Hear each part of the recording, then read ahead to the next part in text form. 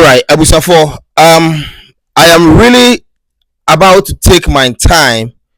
to read Yamame Akosua Serwaa samansie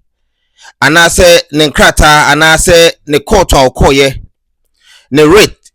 wode asaman Bronii de edikan ye Abusuapanin de toso mienu Bronii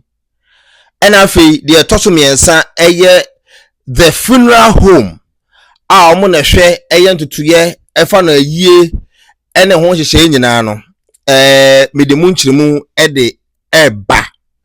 now menim se enya de foforo emfa ma wo se yemame Akosua Serwaa samria me no kasei wasiu Abusuapanin asiu Bronii asanso asiu the funeral home. I believe say we are aware now mede mu nkyiremu ebro enra se meka se enra me pese me kire se October eda etoso enwotwe afimpimienu ene aduonu enum October the 8th 2025 ene beto abonten se yenua bema ye wofa ye bra a osanso ye nyina ye papa ye superstar Charles Kwabenafusu dodo na afre no Charles Kojofusu sanse nipa de no to no wode Kojo enti no didin edane ye Charles Kojofusu no deal openia didin ede Collins Owusu Amankwa ebrebe atwam no oye member of parliament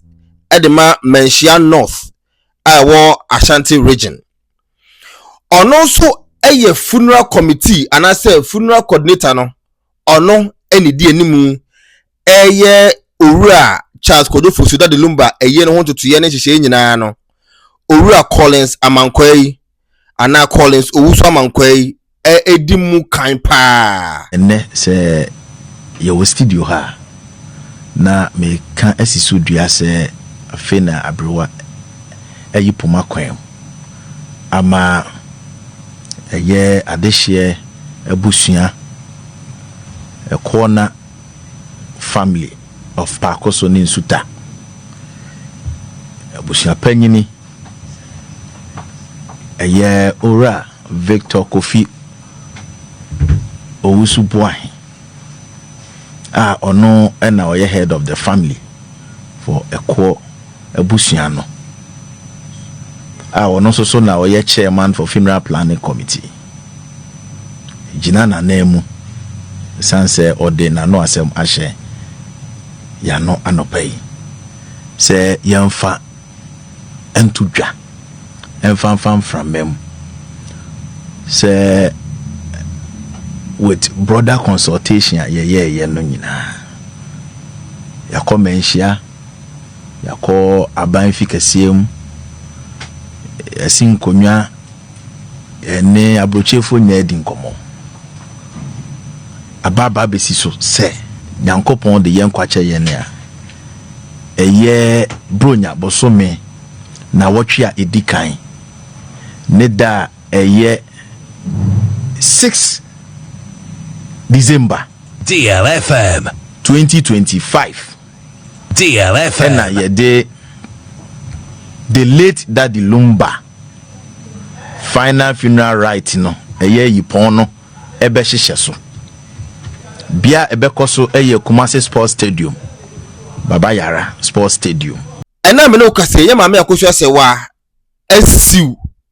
Lumba abusuafo asiu the supposed second wife said the nyina ye kan no Bronii now ensemi so obekaya ahyase no interviews bi kokọ so ema Abusuapanin di ka babonte be kan say Bronii the second wife no woni da de Lumba ewo emansia no ono Abusuapanin kofusu no onim no eno ene ade edi kan ma enkomo ehye ase ekọ so ema mafo bebre na abusan asem say Abusuapanin odehye Kojofusu egina apaso ne simpie so bebre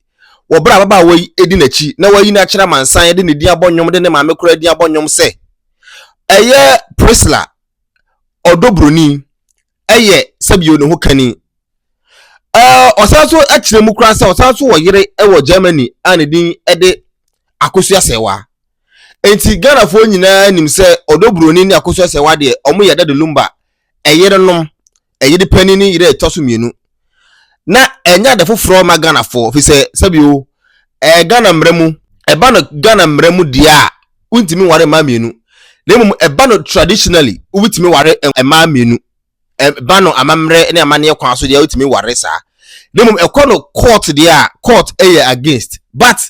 na ye obi anim se Lumba one Bronii ana Akosua Serwaa ware no se ye emrem ana enye mrem ye de enim na se dade Lumba ewo ehire no mienu ba ko wo Ghana ena ba ko nso ewo Germany one Germany ni wo ma ena osanso ne Ghana ni no nso ewo ma ba ni wo ya chi ebebie nsem bebre so edi apie now we ene krata ana se krata rate of sermon ye maame Akosua Serwaa ede ama Akosua Serwaa fosu didin ene no ode ama Abusuapanin ye fe no Kofi Owusu owu Kumase ana afei Priscilla Ofori ededo na abode mrane fe no Bronii owon kran afei wasanso ede sermon bi ede ama transition funeral home chese omo adwumaku a omo ewo hatwo omo dia ne se omo hwe se eyie ho hyehye nyina bede ebekoso na chese se wasama transition funeral home dia na chese beso kire se dade Lumba enipadua anasese bio nimu no eho eneda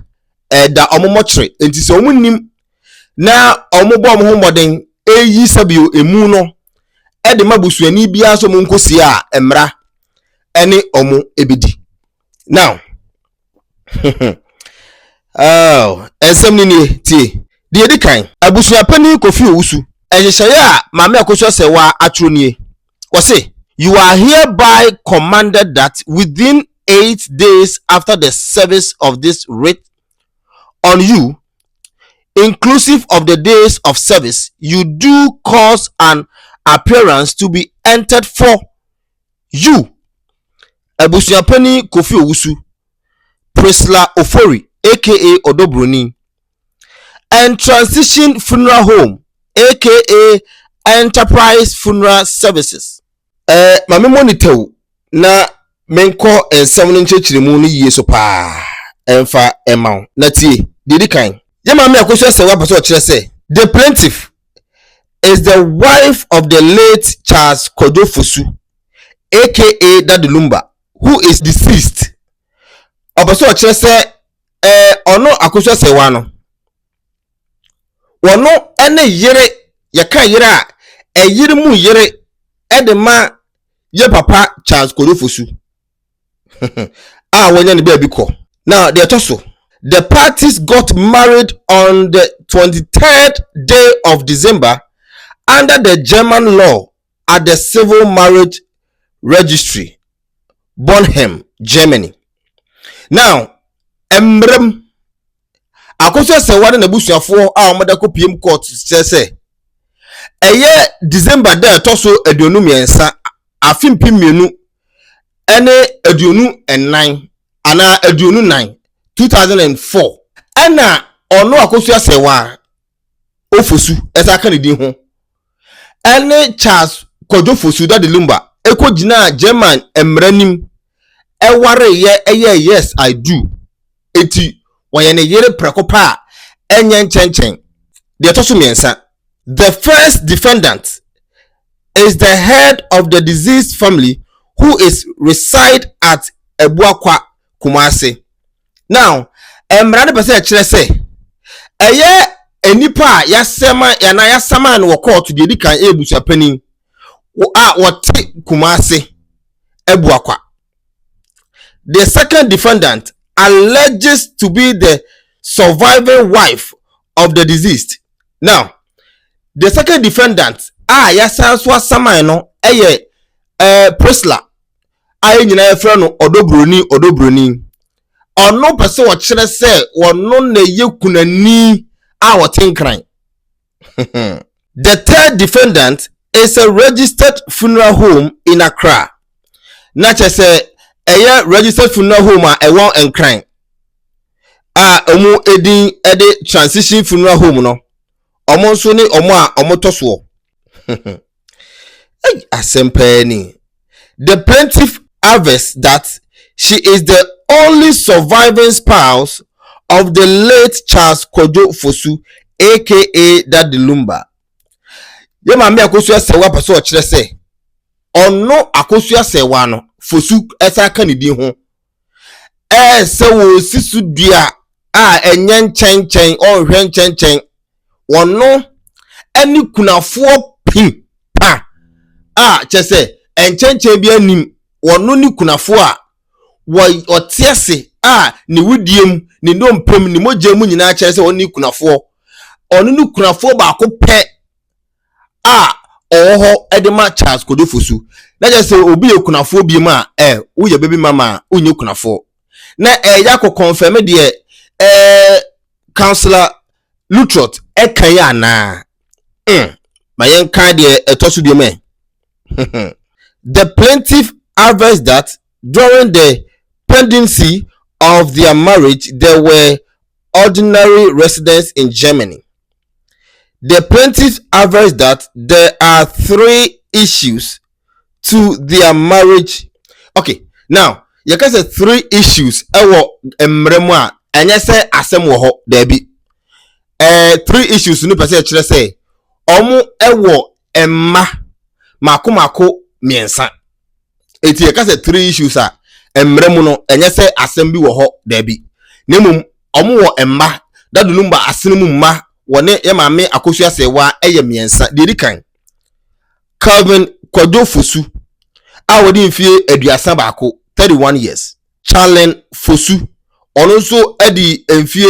aduonu enan 24 years. Ena Serwaa Fosu ono so edi mfie aduonu 20 years. Now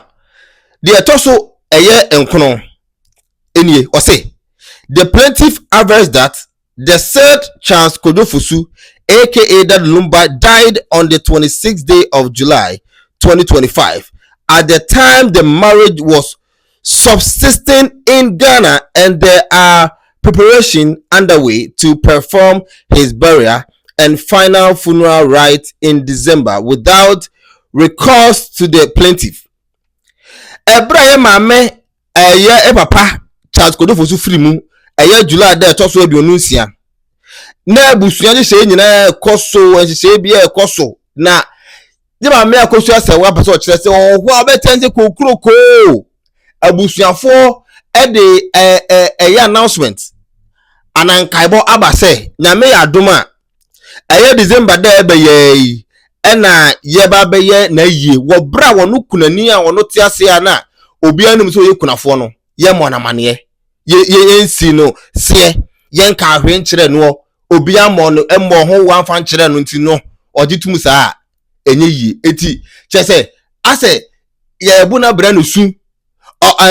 antifo su ana anti Serwaa ebeso kire se ase abusuafo eyabo no sulia omu yafa no ho yafa no kon ho wo bra wonnim ho hwe obete na se kokuroko ye ma announcement se nikunu ba be na yi. Now the Tr0uble was say the plaintiff avers that as the only surviving spouse, she is required to perform the widowhood rite. Let us say one no ye kunafo no. Emremu ne amamre ne amane kwan su bia no owo hu tumi se ye ma no kwan na oye na sede ne amamre ne amane bibia wo so ye bia sede be ya obetuma perform and obetuma ya ne hihye bia se kunafo pepepe obi antimi nsi no kwan ti owo ho kwan se odi ni kuna eye na mamre ne na mane same way na tie de toso du bako o say the plaintiff avers that however the first defendant who has the responsibility of organizing the final funeral rite as head of family has informed her she will not be allowed to perform the widowhood rite. Now yama mi Akosua Serwaa baso kire se Abusuapanin Kofi Wusu afre ono Akosua Serwaa na ka kire ne se wono Akosua Serwaa no ontena nchen chese won firi mu kura nko do fiche baya na ono omma ne ho kwan biara da ema no ema meye kunafo dabi enti onfirim chese onfirim kura onka ho Abusuapanin aso na ebrebi Lumba wo nimu na watwini mu na obeka se odo Bronii onimu no obe grant interview I think so on GH page ebeka se odo Bronii onimu no be bia omunimu no na de omunimu no eye Akosua Serwaa enei emre ye kura me ya making ka kire wo so pese kire se ye ma me Akosua Serwaa se Abusuapanin afafo afre na ka kire ne se ye ma no kwan ema onikuna sana kan wo nyam na meka yo na tie the Atosu edu mienu or say the plaintiff avers that the death of her husband,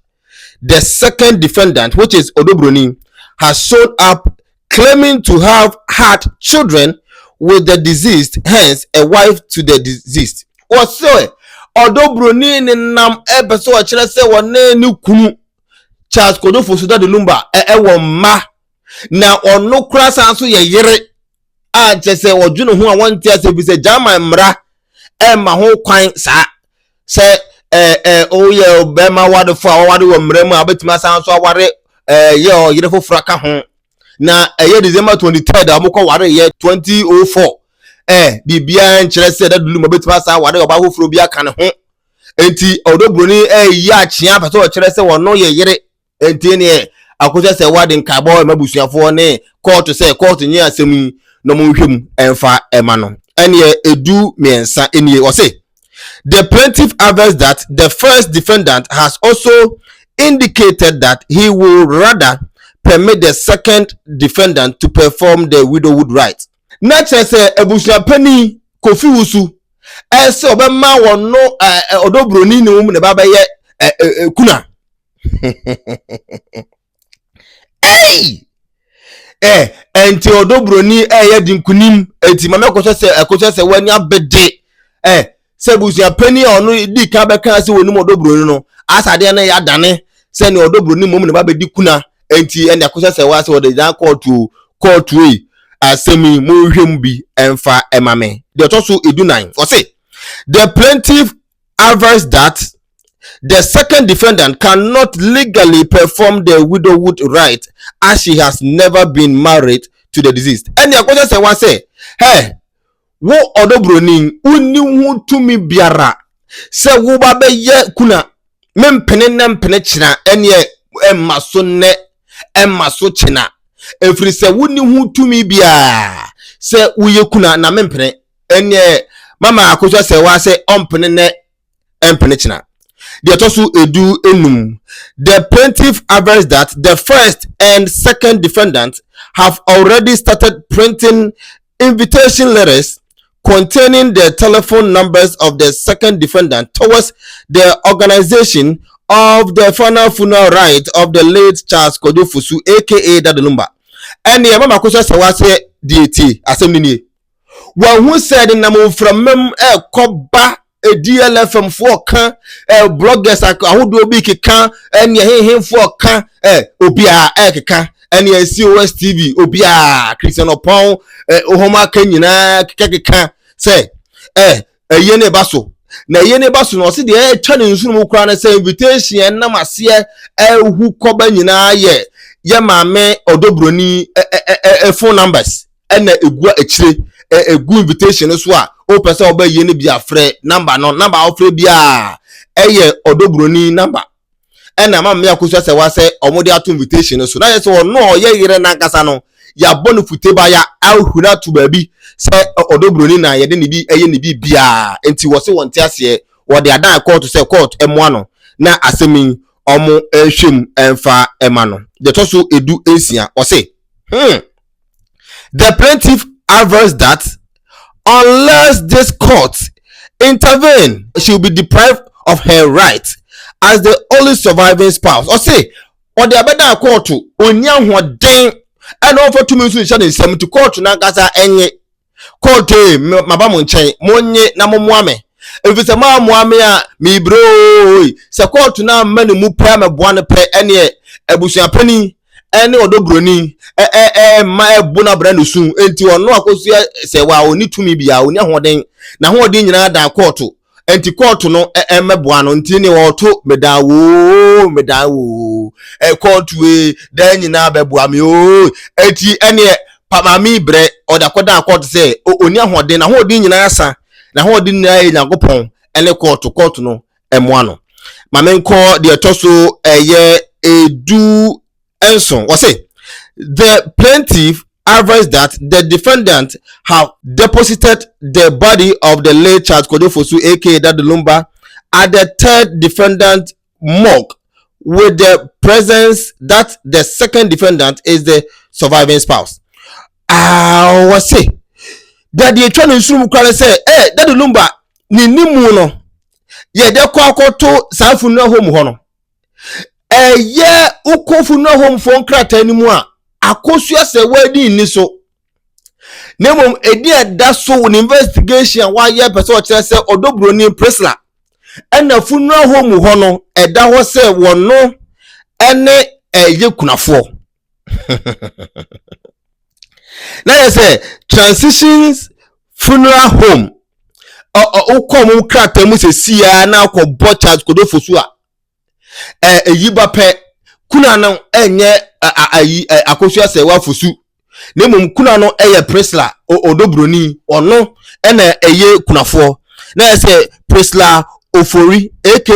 odo Bronii edi na abehu ewo eye funeral home ho say kunafo enti ye maame Akosua Serwaa say ode adan court enya dey emoa no mo nya asemi ehwehwemu enfa emano afi yenko 18 was it the plaintiff advised that the third defendant is preparing to release the corpse to the first and second defendant without recourse to the law. Was say funeral home for no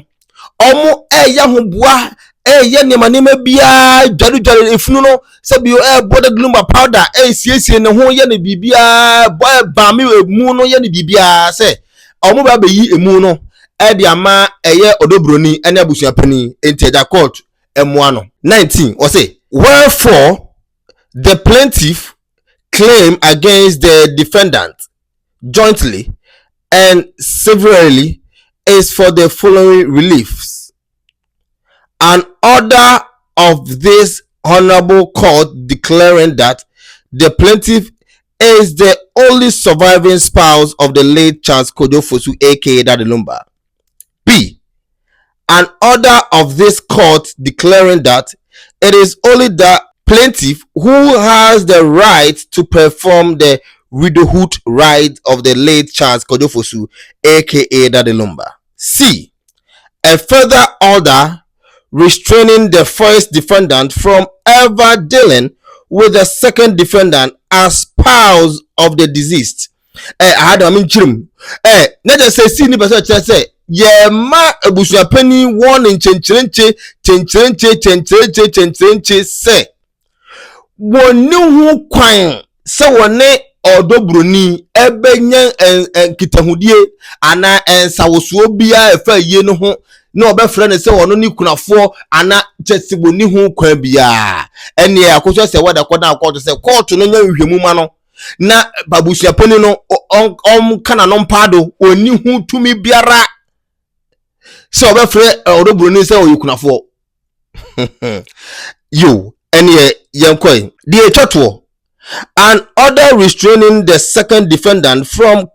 carrying herself as the surviving spouse of the late Charles Kojofosu aka Dr. Lumba. Yes, also the or the court no the emphasis and to odo Bronii so say bam say odo Bronii no ontimi emfre ne ho say oyikunafo enti say Abusuapanin refer ne say oyikunafo sanso na